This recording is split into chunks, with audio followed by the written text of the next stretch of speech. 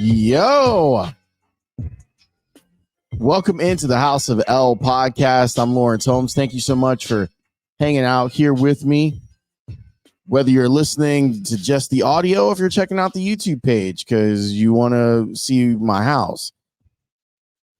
This is pretty much it, though. If you're on YouTube, it's just my bookshelf and stuff. One of these days, I'll do a whole episode where I go through all the stuff on the bookshelf. Like, there's cool stuff on here, including pictures of some of my favorite people. But we'll save that one for another time. I love hanging out with you, and I'm really loving the feedback on the YouTube page. It's nice. I'm going to add on to it. Like this, in a lot of ways, on the YouTube page is a bit of an experiment.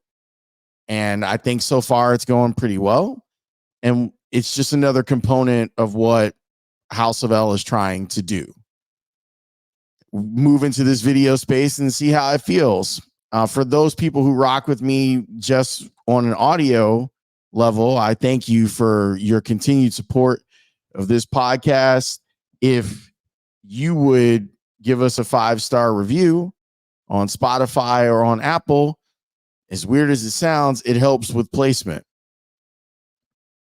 And that means more people will hear it. That means we'll get more opportunities from an advertising standpoint. The pod can live on. We can pay people, all of that good stuff. I wanted to talk about today. I had this really interesting thing, at least I think it's interesting, thing happen this week in one of my other jobs. So if you're new to the podcast, House of L started out as me talking with other people about journalism and broadcasting and things that we are facing in the industry. And occasionally I'll still do episodes about that. I like talking to people about our business. It's very interesting. And we're in a really interesting time right now. And I'm at an interesting space from a career standpoint of what it is that I want to do next. It's part of the reason that I love that. I remember when I was going to start House of L, I had a sit down with Jason Goff and Dan Zampillo. Dan Zampillo used to be my on-air partner, like when I first started. We used to do a show called the Me and Z Show. Even now, like we don't talk a ton, but he's someone whose opinion on broadcasting and narrowcasting I trust very much. So when I get the opportunity to pick his brain about things, because Z has been a really successful executive in our business for a long time, that's the route that he took. I took the route of being talent. And I like to throw ideas off of him. And obviously, like, Jason Goff is one of the smartest people in our business. And he's younger than I am. So it's nice to kind of get that perspective too, where I can pick his brain and say, hey, does this sound like old guy shit, or is this okay? Anyway, when I first started doing House of L, part of the reason that I did it is that I always wanted a space for myself, no matter what. If I left the industry or the industry left me, I wanted to make sure that I had a space to get sports thoughts off or talk about geek stuff, you know, like on my bookshelf, like all the comic book stuff that I love. And I wanted a place that was my own to create. And the whole reason, well, not the whole reason, but a big part of the reason that I started House of L was my experience at Alabama. I had an incredible professor there named Wilson Lowry, who teaches journalism, but he teaches specifically an entrepreneurial journalism class, which is something that I think I'm going to add to my repertoire as a college professor. Like if I end up someday doing right now I have a lot of different themes kind of combined into one class for my students at DePaul. But if I ever expand to a second class, it'll probably be about entrepreneurial journalism. I always thought it was really valuable that Professor Lowry offered this class up, and I learned a lot, and I learned to not be scared. One of the lessons of it is just do it, and it's going to get better every time that you do it. So don't be afraid to put out episode 1. So episode 1 of House of L was a sit down with Jason Benetti in the White Sox booth. And from an audio standpoint, it sucked. But now I'm not just doing audio, I'm doing video too. And there are still things that bother me, like moving into this space that I'm in my house versus what I lovingly refer to as my studio, which has better acoustics than this, but understanding that this is the better visual. So there are sacrifices that need to be made. That's not the point of this. The point of this is having these spaces because of how volatile the industry is, whether we're talking about radio or television or streaming. It's a very volatile industry. And it's weird that the most comfortable that I feel right now is with doing radio. And I've been hearing how radio is dead for basically since I started in the industry in 98.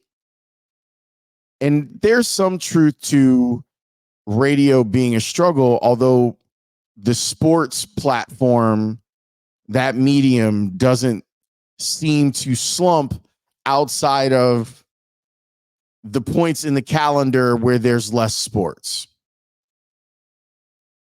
I've worked in TV since 2011.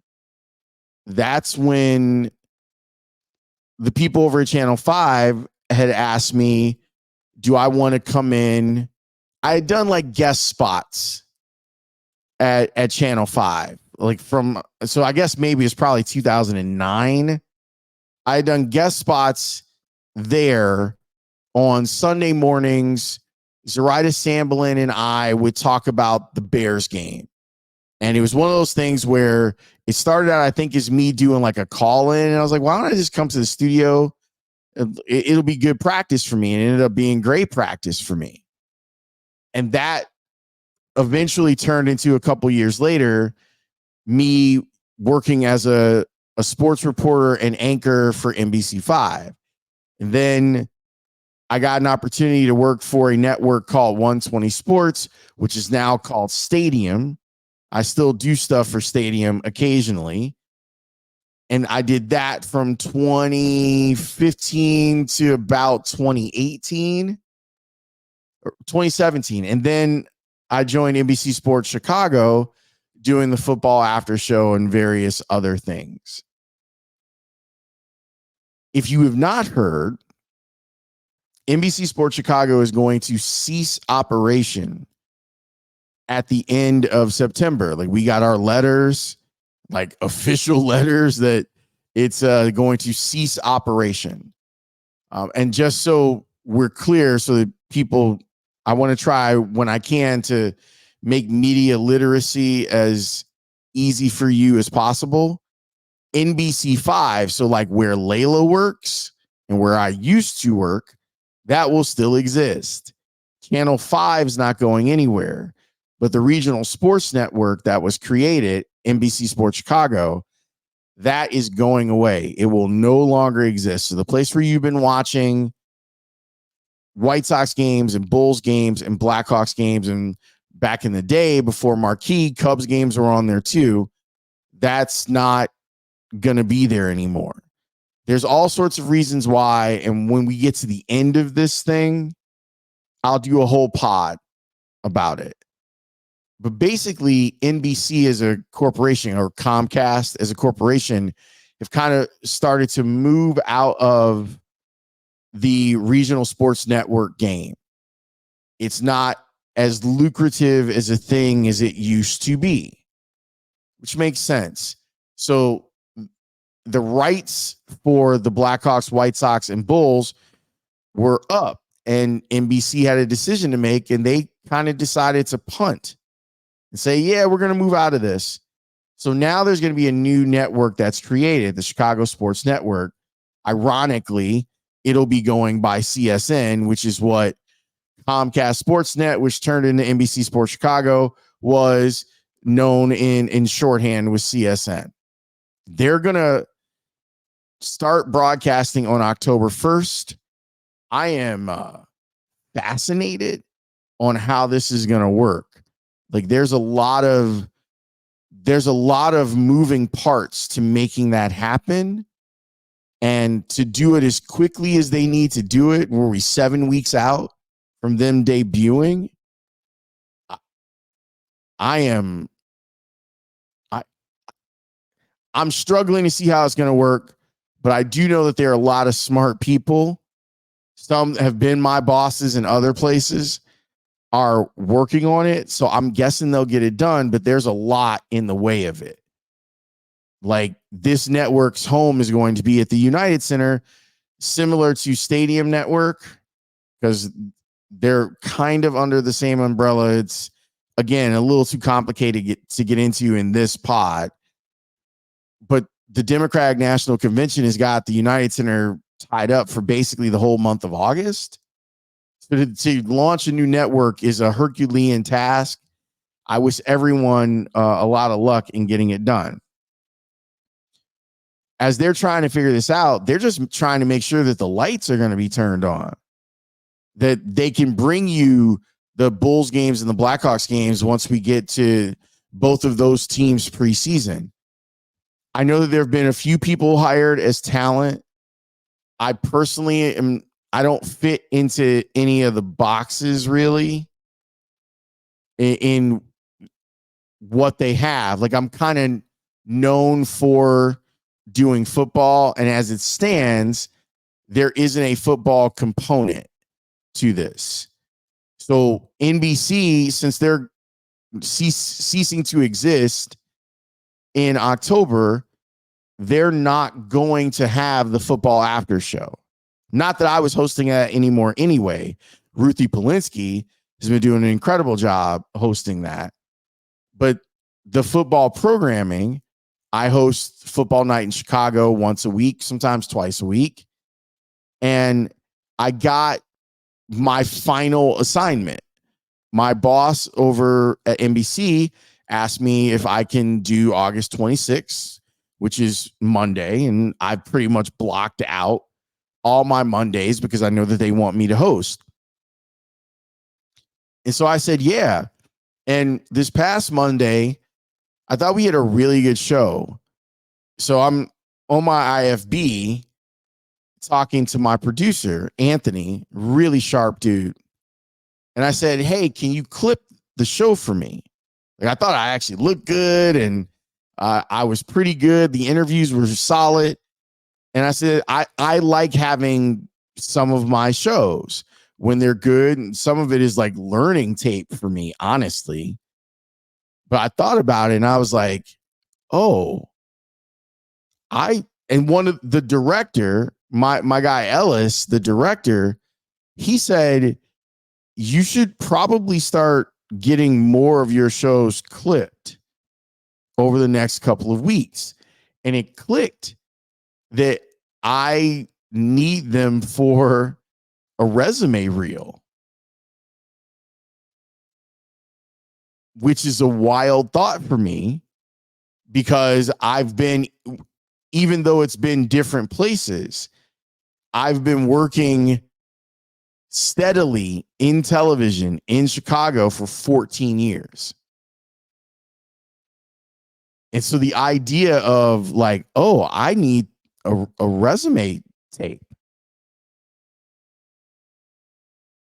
It blew my mind when I started thinking about it. That I'm guessing there's going to be some sort of break for me, which is probably good, where I'm only doing radio and I'm only doing this. I don't think I'm teaching until either the winter or spring. So I'll have a little bit more time to do stuff, which is great. I have a couple of other things that I'm working on too, which if they ever get closer, I will tell you more about. But to think about like having to put together a resume reel at this point in my career was like, whoa, like it became very serious in that moment when thinking about whether or not I want to keep doing TV. And the answer to that is yes. Like I enjoy it. But because of the radio show and the podcast, I've pretty much, there are now a lot of people who are in charge of things that have seen a big portion of my career. So they know that I can do, I have a certain set of skills. So there really hasn't been a lot of the interview process. It's been more like, hey, we thought of an idea specifically for you. Do you want to do it? And my answer is almost always yes. It's rare that I turn down opportunities, which is why I burn out frequently. But this is a real change. And I'm interested to see how I handle it. If I allow myself to de-stress a little bit, because there are things I won't have to worry about. I'm also planning on picking up more skills for what I'm doing with House of L. Like, I don't think I'm very skilled in some of the window dressing around. I know how to open a microphone and I think be entertaining. But some of the window dressing to make things pop and sparkle, I need to learn. And I've talked with a couple of people that I think are really good. And I'm basically going to do like an externship to pick up new skills. Yeah, it's wild to think about where the industry is, because I started thinking about all the people that work at NBC Sports Chicago. And I think a lot of people look at it from the outside and say, oh, well, they can just go do the same thing over at the new place. And yeah, I guess that's true for a lot of people. Some people have already been asked to move over there. But for some folks, if you've been there for a long time, you've got options. You've got options with your severance package to stay home and just kind of do you for a while. And everyone's in their own situation, like some people probably need a break. I'll tell you, not that I'm not full time. So what I was just talking about doesn't apply to me, but I do understand needing a break. I am currently I think that I need a sabbatical. I don't know for how long, and I don't know how long I would last without going crazy. Most of the people who know me really well think that it ends at about 3 weeks, like 3 to 4 weeks is about when I'll start getting hives and antsy and stuff. But I do understand where some of the folks over at NBC, they've been working really hard, and it's admirable how hard they're still working, knowing that the end is coming in 7 weeks. And for those of us that do football on NBC Sports Chicago, it's coming in 3 weeks. And that'll be the end. And that makes me sad. And I'll do a whole episode about that too. After it happens, I'm going to allow myself to feel it before talking about it. But this is like starting over for me. And it might mean that there are opportunities in places that I never thought, or there might be opportunities out of market that I never thought about. But we'll see. But I wanted to talk about it a little bit, and I wanted to inform you in case you didn't know some of this stuff. Like, I have Comcast cable and channel 200, NBC Sports Chicago. That's not going to exist anymore. When I was in Dallas, I had a room at the Marriott, and I was flipping through the channels. So you want to know like what channels are available to you.